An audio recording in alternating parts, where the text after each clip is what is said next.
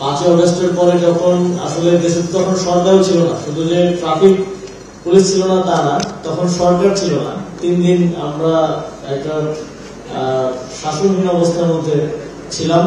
তখন আপনারা সরকারের দায়িত্ব নিয়েছেন এবং সরকার একটা ব্যাপক বিশৃঙ্খলা থেকে পুরো দেশকে রক্ষা করেছেন।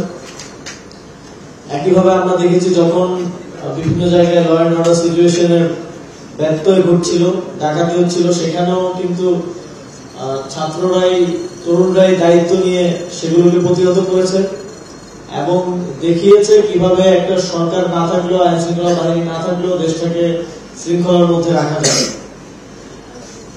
আমরা এটাকে ক্যারি অন করতে চাই। আমরা চাই এই তরুণ তারুণ্যের যে শক্তিটা আছে সেটা যদি হাজির থাকে, সেটা যদি সবসময় দেশের জন্য প্রস্তুত থাকে, তাহলে আমরা যে নতুন বাংলাদেশের কথা বলছি তা আমরা খুব সুন্দরভাবে পুনর্গঠন করতে পারবো। বিশ্বমানের থার্মিক্স রড, সালাম স্টিল থার্মিক্স, দেশের একমাত্র থার্মিক্স রড। আমি একটা প্রেস ব্রিফিং এ মনে হয় বলেছিলাম যে একটা ট্রেনিং এর ব্যবস্থা করা, তো আমি খুবই আনন্দিত আজকে সেটা শুরু করা সম্ভব হয়েছে এবং দেশ ভিত্তিক ভাবে আপনাদের যারা এই ট্রাফিক ব্যবস্থাপনার দায়িত্ব নিয়েছেন সবাইকে এই ট্রেনিং নিশ্চিত করার চেষ্টা আমরা করব। আসলে ট্রাফিক সমস্যার একটা বড় কারণ হচ্ছে ট্রাফিক পুলিশ না থাকার থেকেও বেশি হচ্ছে আমাদের মধ্যে সচেতনতার অভাব, আমাদের জনগণের মধ্যে। আমরা তো দেখতে পাই যে পৃথিবীর উন্নত দেশগুলোতে ট্রাফিক পুলিশের পরিমাণ খুবই কম, নেই বললেই চলে। কারণ সেখানে মানুষ ওই যে ট্রাফিক লাইট দেখে সেটাকে মেনে চলে, তারপর জেব্রা ক্রসিং দিয়ে রাস্তা পার হয়। কিন্তু আমাদের এই সচেতনতার অভাব থাকার কারণে আমরা যদি ট্রাফিক পুলিশ রাখিও এবং বেশিও রাখি, তারপরেও অনেক সময় এটার ব্যত্যয় ঘটে।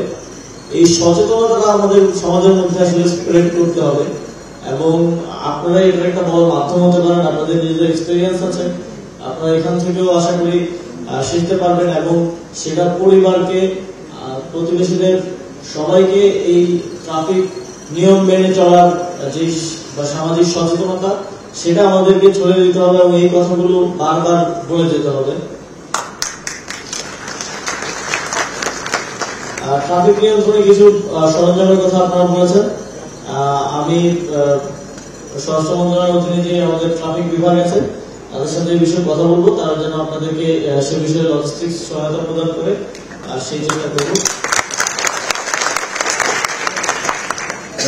আমাদের আসলে গত আন্দোলনে ফ্যাসিবাদী সরকার যেভাবে পুলিশ এবং জনগণকে মুখোমুখি করে দাঁড় করিয়েছিল, তার প্রেক্ষিতে আসলে অনেক ক্ষয়ক্ষতি হয়েছে ট্রাফিক পুলিশেরও এবং বিভিন্ন যে বক্সগুলো আছে আপনারা জানেন অনেকগুলো বক্সেই আগুন লেগেছে বা ক্ষয়ক্ষতি হয়েছে। এছাড়াও আমাদের সার্বিক যে ট্রাফিক ব্যবস্থাপনা সেটা আধুনিকায়ন ও যুগোপযোগী করে সেটার সংস্কার প্রয়োজন।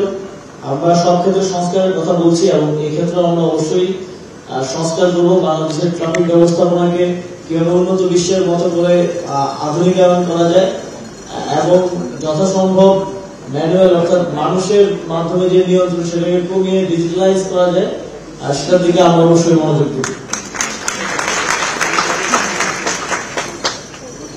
ছাত্ররা যে এবার আন্দোলনের পরে ট্রাফিক ব্যবস্থাপনা করছে সেটা কিন্তু নয়। আমরা 2018 সালের ট্রাফিক ব্যবস্থাপনার দায়িত্ব নিয়েছিলাম। আমি ঢাকা বিশ্ববিদ্যালয়ের প্রথম বর্ষের ছাত্র ছিলাম, তখন আমার মনে আছে আমি শাহবাগে আমরা ট্রাফিক কন্ট্রোল করছিলাম এবং তখন সড়ক দুর্ঘটনায় কেন্দ্র করে আমরা নেমে এসেছিলাম এবং এর আগে ট্রাফিক ব্যবস্থাপনা খুবই ভঙ্গুর অবস্থায় ছিল বাংলাদেশে, আপনারা জানেন। শিক্ষার্থীরা নেমে আসার পরে সরকারের টনক করেছিল এবং ট্রাফিকের কিছুটা হলেও উন্নতি আমরা দেখেছিলাম, যে মানুষ হেলমেট পরে বাইক চালাচ্ছে, এর আগে কিছুটা ভালো যেত না। তো আমরা আশা করি যে সার্বিক একটা ভালো ব্যবস্থার দিকে আমরা পৌঁছাতে পারবো এবং সংস্কারের মাধ্যমে ট্রাফিক পুলিশকে আরো ইফেক্টিভ করার মাধ্যমে, আধুনিকায়নের মাধ্যমে বাংলাদেশের ট্রাফিক ব্যবস্থাপনা একটা সার্বিক উন্নয়নের দিকে পৌঁছাবে। এটা আমাদের একটা অন্যতম চ্যালেঞ্জ, কারণ আমাদের ঢাকা মেট্রোপলিটন সিটি জনবহুল একটা শহর। এছাড়াও আমাদের সার্বিকভাবে বাংলাদেশ একটি জনবহুল দেশ, প্রত্যেকটি মেট্রোপলিটন সিটির একই অবস্থা। তো এই চ্যালেঞ্জটা আমাদেরকে সম্মিলিতভাবে মোকাবিলা করতে হবে এবং ঠিক যেভাবে আপনারা ট্রাফিক ব্যবস্থাপনা করেছেন, বাংলাদেশের ব্যবস্থাপনা করতেও আপনারা এগিয়ে আসবেন এবং সর্বদা প্রস্তুত থাকবেন, এই প্রত্যাশা ব্যক্ত করে আমাদের